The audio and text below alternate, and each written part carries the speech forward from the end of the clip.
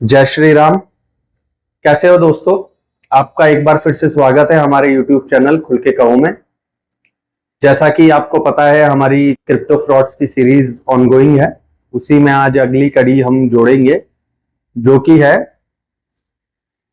बिटग्रेल, the mysterious collapse of an Italian crypto currency exchange. आपको याद हो तो हमने प्रीवियस वीडियोस में इसके बारे में बात की थी। तो चलिए शुरू करते हैं। तो बिटग्रेल की इंट्रोडक्शन के तौर पे मैं आपको बताऊं कि बिटग्रेल जो है वो एक इटालियन क्रिप्टो करेंसी एक्सचेंज है। 2011 में 2018 में स्टार्ट हुआ था और ये मैनली नैनो करके एक टोकन है क्रिप्टो का, जिसको पहले राय ब्लॉक्स कहते थे, उसके लिए बहुत फेमस था। इसमें और भी टोकन्स का होता है एक्सचेंज, बट मेनली ये नैनो टोकन के लिए फेमस था। ठीक है, तो होता क्या है कि सडनली एक कंट्रोवर्सी होती है और ये पूरा का पूरा क्रिप्टो करेंसी एक्सचेंज धराशायी हो जाता है, कोलैप्स कर जाता है, जो कि हिस्ट्री में सबसे बड़ा कोलैप्स माना गया था इटालिया की में। इसकी वजह से 170 मिलियन डॉलर के क्रिप्टो एसेट्स लोगों के हवा हो गए, जो कि इंडियन करेंसी में उस वक्त 1403 करोड़ रुपए के आसपास हुआ करता था। वैसे 170 मिलियन डॉलर से ज्यादा है। इसके अर्ली एज की अगर अपन बात करें बिटग्रेल की, तो एक बंदा है फ्रांसिस्को फेरेनो, जिन्हें द बॉम्बर भी कहा जाता है, फ्रांसिस्को द बॉम्बर फेरेनो। तो इस बंदे ने इस एक्सचेंज की शुरुआत की और बहुत ही जल्दी ये बहुत पॉपुलर हो गया नैनो क्रिप्टो के रिगार्डिंग। ये मेनली जो नैनो जो टोकन था उसी के रिगार्डिंग ये मोस्टली यूज होता था। तो अचानक से होता क्या है कि जो ये एक्सचेंज है इसमें नैनो इतना रैपिडली यूज होने लग गया कि ये एकदम से बॉटम टू टॉप पहुंच गया, एकदम से झटके में, एक ही झटके में ये लोग बहुत फेमस हो गए। उसके बाद होता क्या है साहब कि अचानक से फरवरी 2018 की बात है, बिटग्रेल अचानक से घोषणा करता है कि उन्होंने जब हिसाब किताब देखा तो उस हिसाब किताब में 170 मिलियन नैनो जो है, 17 मिलियन नैनो जो है इनको मिसिंग मिले थे, जिनकी वर्थ तकरीबन 170 मिलियन डॉलर के आसपास या इंडियन करेंसी में 1403 करोड़ रुपए के आसपास थी। किसी को कुछ पता नहीं लगा कि अचानक से इतना जो 17 मिलियन डॉलर नैनो जो कि एक टोकन है, एक करेंसी है, वो अचानक से कहां गायब हो गई। अकाउंटिंग में भी नहीं है, किसी वॉलेट में भी नहीं है, किसी को कुछ भी नहीं पता लगा कि ये करेंसी चले कहां गई। फिर साहब जैसा कि बाकी सारी चीजों में होता है, जांचें हुई। तो हुआ क्या, जब फ्रांसिस को पब्लिकली या मीडिया के सामने आए, क्योंकि जैसा कि हर स्कैम में होता है, स्कैमस्टर अपनी गलतियों को किसी और के ऊपर थोपता है। जैसे कि पिछले वीडियोस में हमने देखा, कईयों ने बोला हमारे ऊपर हैकिंग हुई है, कईयों ने क्या रीजन बताया, तो वैसे ही फ्रांसिस्को ने बोला कि भैया जो डेवलपर हैं नैनो टोकन के, ये उनकी गलती की वजह से हुआ है और उन्होंने ही ये सारा का सारा स्कैम किया है। जबकि नैनो टोकन के जो डेवलपर थे उन्होंने सारा का सारा, यानी पूरा बॉल जो है वो वापस बिटग्रेल के पाले में डाल दी कि भैया बिटग्रेल रेस्पॉन्सिबल है ये जो भी हुआ है।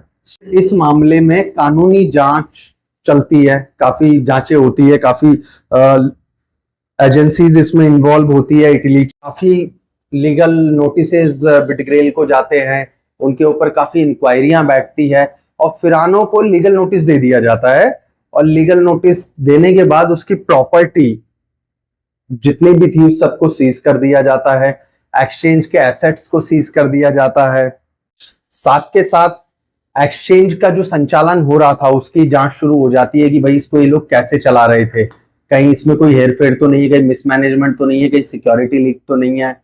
इस तरह की चीजों को खोजा जाने लगा। बिटग्रेल के इस पूरे घटनाक्रम से जो इसमें निवेशक थे, जो ट्रेडर, इन्वेस्टर, ये लोग जो थे इनका विश्वास क्रिप्टो एक्सचेंजेस पे से पूरी तरह से खत्म हो गया, क्योंकि एक बहुत बड़ा अमाउंट उनका गायब हो गया एकदम से, उस किस कोई जवाबदेही नहीं कर रहा था। तो जो क्रिप्टो समुदाय था उन लोगों में बहुत ही ज्यादा अविश्वास हुआ, दूसरे एक्सचेंजों के ऊपर से भी क्वेश्चन मार्क लग गया दूसरे एक्सचेंजों पर कि भाई तुम्हारी सिक्योरिटी, तुम्हारी ट्रांसपेरेंसी, इस सब को लेकर के लोग बहुत ज्यादा दुखी रहे और बहुत ज्यादा परेशान हुए। एक चीज मैं आपको बताऊंगा, आप लोगों ने नोटिस किया हो, प्रीवियस वीडियोस में भी मैंने बोला है और अब भी अगर आप लोगों ने नोटिस किया है, तो ये जो मैक्सिमम स्कैम हुए हैं वो एक ही स्पैन में हुए हैं, 2018 के आसपास हुए हैं।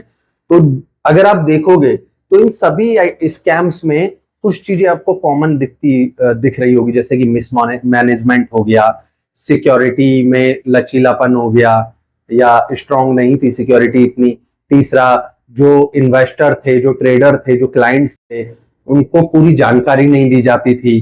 तो वो सारी चीजें यहां भी हुई और उसी की वजह से इस तरह के स्कैम्स हो पाते हैं, क्योंकि इस तरह के जो स्कैम्स होते हैं उसमें जो स्कैमस्टर होते हैं वो अपने क्लाइंट से सारी चीजें शेयर नहीं करते, कोई ट्रांसपेरेंसी नहीं रखते। और क्योंकि क्रिप्टो एक नया नया एसेट है और लोगों को ये लगता है क्योंकि इसमें बहुत ज्यादा फ्लक्चुएशन है, तो रैक्स टू रिच और rich to rags within minutes बंदा बन सकता है। ज्यादा पाने की लालच में लोग बाग बिना किसी चीज पे ध्यान दिए उनसे जुड़ जाते हैं, और वहीं यहाँ बिटग्रेल में भी वही हुआ। तो बिटग्रेल का ये पूरा घटनाक्रम है, ये क्या सीख देता है, ये आप लोगों ने पिछले वीडियोस में भी देखा होगा कि भाई इनका जो सिक्योरिटी फीचर्स था एक्सचेंज का वो इतना मजबूत नहीं था, इसीलिए डाटा के साथ मिसमैनेजमेंट हो पाया, क्लाइंट के पैसे को किसी भी बेनामी अकाउंट में या किसी भी कोल्ड वॉलेट में या बेनामी वॉलेट में इजीली ट्रांसफर कर दिया गया। और जो ब्यूरोक्रेसी थी, जो अथॉरिटीज थी जिनको इस सब के ऊपर नजर रखनी चाहिए थी, उन्होंने भी कोई ठीक से एक्शन नहीं लिया, कोई ठीक ठाक इसको नजर नहीं रख पाए और इसको लेट गो किया। मैक्सिमम अगर आप देखोगे 2018 में जो स्कैम्स हुए हैं उसमें अथॉरिटीज इतनी एक्टिव नहीं रही है। इन स्कैम्स के बाद अभी अथॉरिटीज एक्टिव हो रही हैं, लेकिन उस वक्त अथॉरिटीज को ये था कि भाई ठीक है, जो चल रहा है चलने दो, इतने सारे लोग हैं। आपको सोचना चाहिए कि लोगों का लाखों करोड़ों रुपए उसमें लगा हुआ है, अरबों रुपया उसमें लगा हुआ है, तो आपकी जवाबदेही बनती है, आप एटलीस्ट उसकी ऑडिट करो, सारी चीजें करो। लेकिन नहीं, कहीं भी कोई भी क्रिप्टो को रेगुलेट करने के बारे में नहीं सोच रहा है और लोगों के साथ ऐसे ही स्कैम होते जा रहे हैं। वर्तमान स्थिति क्या है इसकी, क्योंकि बिटग्रेल का जो केस है वो आज तक भी एक्टिव है, अभी भी लोग इसके लिए लड़ाई लड़ रहे हैं, अपने पैसे के लिए कानूनी लड़ाई लड़ रहे हैं। इटालियन गवर्नमेंट अभी भी इसमें जांच पड़ताल कर रही है, केसेस ऑन गोइंग है, कई लोगों को अपना पैसा मिला है, कई लोगों को नहीं मिला है, कई लोग अभी भी अपने पैसे के इंतजार में हैं। तो इस पूरे घटनाक्रम से हमें क्या सीख मिलती है? सीख यही है कि ऐसे ही अपनी मेहनत के पैसे को कहीं भी इन्वेस्ट ना करें, पूरी तरीके से रिसर्च करके सोच समझ के ही अपने पैसे को इन्वेस्ट करें। लालच में आकर के कि वो इतने गुना हो जाएगा, इस सारी चीजों में आकर के अपने पैसे को ना लगाएं। तो वर्तमान स्थिति अगर अपन देखें तो ये केस अभी भी ऑन गोइंग है और लोगों को अपने पैसों का इंतजार है। बिटग्रेल की इस घटनाक्रम से लोग जो दूसरे बड़े एक्सचेंजेस हैं, छोटे एक्सचेंजेस हैं, उनको लेकर के थोड़े डरे हुए भी हैं और थोड़े सतर्क भी हो गए हैं कि वो संभाल के अपना पैसा इन्वेस्ट करें, क्योंकि आज की तारीख में अगर देखें तो कुछ 1736 के आसपास क्रिप्टो एक्सचेंजेस हैं। तो आपके पास क्रिप्टो एक्सचेंजेस बहुत है, जबकि क्रिप्टो में ट्रेड करने वालों की संख्या लगभग 3 अरब से ज्यादा है, लगभग दुनिया की आधी आबादी क्रिप्टो में ट्रेड कर रही है। तो एक बहुत बड़ा नंबर है और उसके कंपैरिजन में एक्सचेंजेस बहुत कम है, और उन एक्सचेंजेस में भी security features, transparency, mismanagement, authorities की निगरानी वाले इश्यूज, ये सारी चीजें बनी हुई हैं। तो हम आशा करते हैं कि भविष्य में जो पारदर्शिता है, ये एक्सचेंजेस उन पे ज्यादा ध्यान देंगे, सिक्योरिटी फीचर्स पे ज्यादा ध्यान देंगे, जैसा कि 2018 के इन स्कैम्स के बाद कई एक्सचेंजेस ने किया है, कई अभी भी इसमें पीछे हैं। तो दोस्तों, आज का वीडियो हम यहीं समाप्त करते हैं। अगर आपको हमारा वीडियो इंफॉर्मेटिव लगा, इससे कोई जानकारी, नई जानकारी आपकी नॉलेज में आई हो, तो प्लीज हमारे चैनल को लाइक करें, शेयर करें और सब्सक्राइब करें और कमेंट करना ना भूलें। Please support us. जय श्री राम।